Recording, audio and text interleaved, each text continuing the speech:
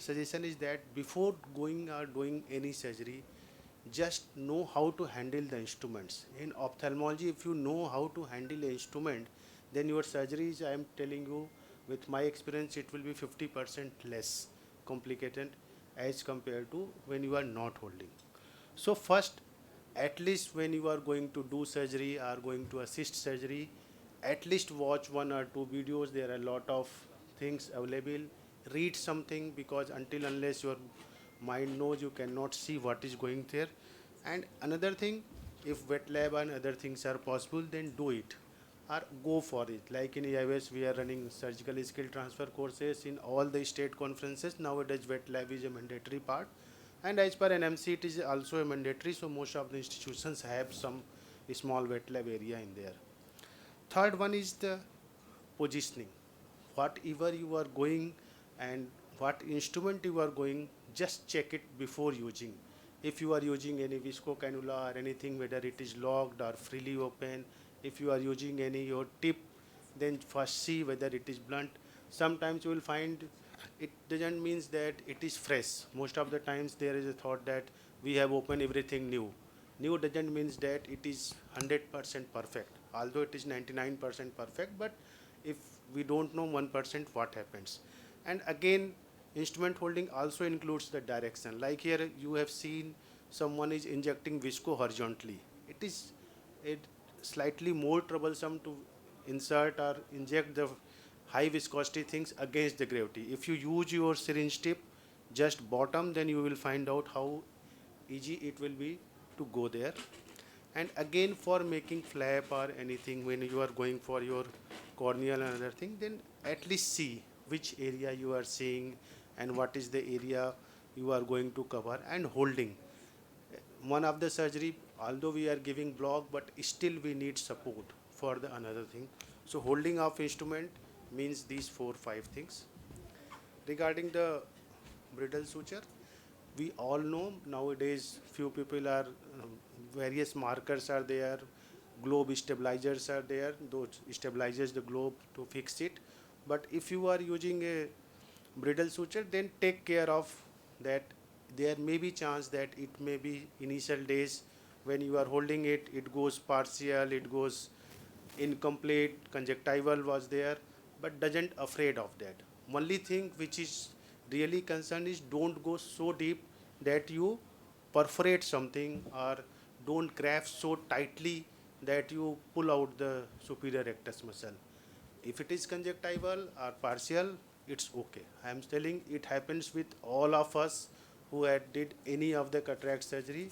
No one can deny that he jumped and clamped the superior rectus in one way and every time correctly. So it's a common mistake, or not a common mistake, it's just a learning cycle. So for everyone, go slowly, don't be afraid of this step. Flap and cautery, yes. Nowadays there is lot of school of thought, different school of thought, that whether we do flap and cautery or not. But again, flap and cautery is important, although it if it is more, then there is chances of dryness or other thing.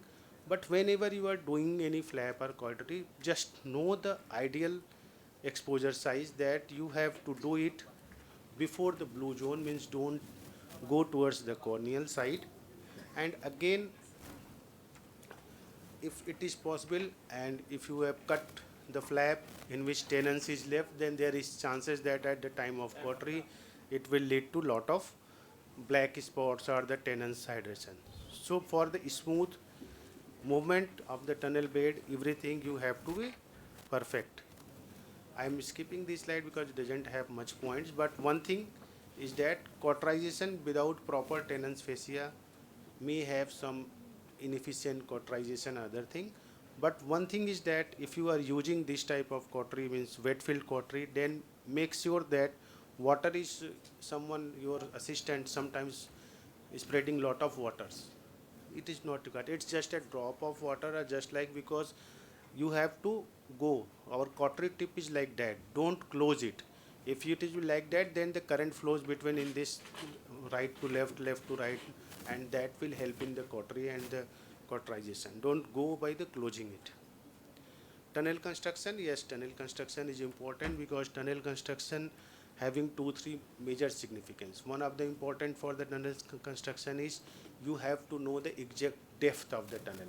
What are the tips to know the exact depth? And another thing is because of this tunnel construction, whole astigmatism you will manage with your surgery.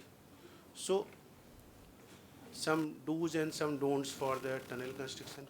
If you have seen that your knife, if you are going by that and your knife is clearly visible means you are looking that it is just like a transparent and 100, it is more superficial means you are going to do a button holing or it will be a superficial. So for that, if you started tunnel like this one from this point and if you find out here something superficial, don't be afraid. Again you can make tunnel from the another side, from the center, superficial, but important thing is don't make whole tunnel superficial or deep. At least go to one place and check whether it is superficial or deep. And same if it is a premature entry or you have directly entered so deep, again check it. So my tip for that is, apart from these all things, you have to go, just make that, insert your needle tip and press it. Once you press it, you will find a dimple here, the place where you are putting it. So these dimpling in the cornea, in the middle of the cornea, gives you the idea that yes, you are in the middle. If you are deep, then you will directly go into the anterior chamber, so you can judge.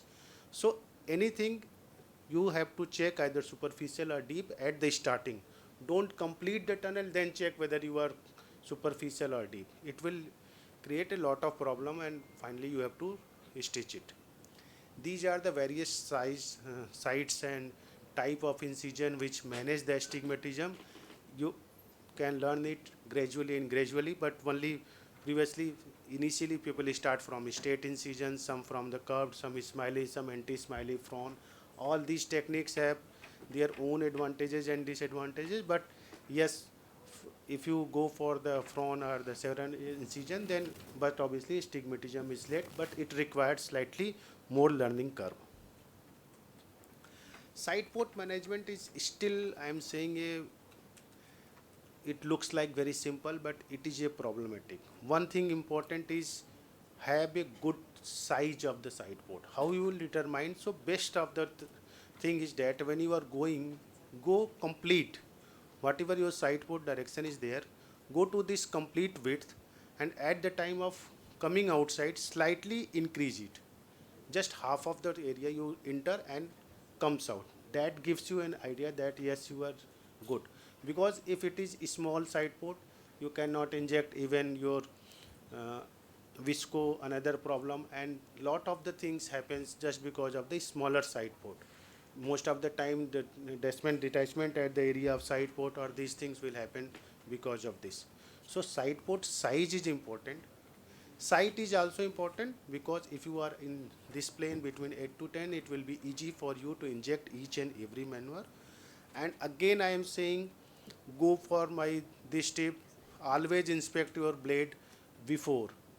Most of the time after 2-3 surgery or sometimes sisters or your colleague wash it and it becomes blunt and you keep on pressing on the side port. Okay. Anterior chamber opening, yes, we all know it requires tips. Initially we go for the capsulotomy or the triple C, whatever you are planning, but one thing I suggest for the beginner is give some more time for the staining of the anterior capsule. If you giving more staining means like this type of stain, you are seeing the whole capsule is well stained, then it will be much easier for you to either do the capsulotomy or the capsular axis, whatever is there, but initially more staining will help you. So at least go for the slightly more staining. Nucleus management, yes, there are the different options. All these are the options what you have to go and what you have to not go. Means what are the different various methods, either visco expression, phaco fracture or whatever you can do. But one thing is important that when you are going, don't for the removal of any nucleus, one of the important thing is your lip. So at the time of removal of the nucleus, try to slightly press your scleral lip down. What happens most of the time, we are going in this direction and our scleral lip is up. So if we are getting anything, a nucleus from the up direction without pressing the sclera, then it will, what happens, it will again lock our wound and the nucleus will not deliver, and most of the time it hang up. So slightly pressing of the lower sclera at the time of delivery will help you a lot in that. Cortical wash, we all know, either you use any technique, but one of the important thing is for those are there, if suppose cortex is there, then usually pull it against almost 180 degree to opposite side, so that it will be a much easier for there to skip out. So wound closure, whatever the wound closure is the possible or further things, it is very much important to check. It will not only help you in the proper sealing, but also help you to prevent the infections. So check your wound. First of all, whatever, suppose this is the area, best technique is use your dry cotton here and there, and then remove it and see whether this dry cotton will be getting wet or not. Just 1 minute more, or it is the again becomes wet. One of the thing is the important. Side port closure by the adequate hydration is important. Most of the time at the beginning you just remove this and don't forget to do the hydro for the side port. And some of the experts also recommend whatever you have did the flap cautery, again reposite it, and either you inject some injections and fluids beside the in the your flap portion, so that it comes outside, or most of the them experts suggest that do a mild cautery of the this dissected flap and the remaining of the conjunctiva, so it will close automatically. But any point, I am again saying, don't be afraid of sutures. These are our real friends who helped us in each and every situation. Dr. Mamta just showed us the beauty of the sutures, how they change the life. Same is for the SICS.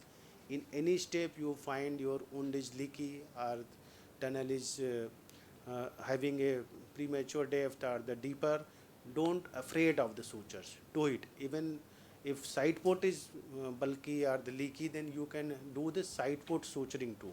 Sutures are for our help. No, most of the time youngsters thought that in my case we have to put 3 suture, 4 suture, then it will be something wrong happened or anything. No, sutures are our friend. Be friendly with them and do it. Any point of time having a leaky wound is more dangerous than having 1 suture extra. With this, some important tips. The take home message is always have some time, means devote some time from instrument handling to these steps. Don't jump like my teacher is doing in 2 minutes, so I will do in 2 minutes. It is not a one-time game. It requires long learning curve and other thing. And most important is that you have to manage not only this one, but the astigmatism, corneal edema, and the post-operative vision. All these parameters you can manage if you manage each one of the step. Take each one of the step as a different and difficult step. That's why you can go. With these words, thank you everyone. Thank you very much, Dr. Deepak. Thank you for that insightful talk.